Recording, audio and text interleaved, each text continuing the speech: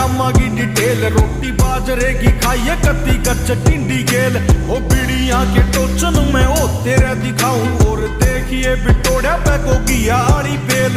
ओ लागे से स्कूला तेरे बंके आज भी, सांप मारे ना किसाना करे डंके आज भी।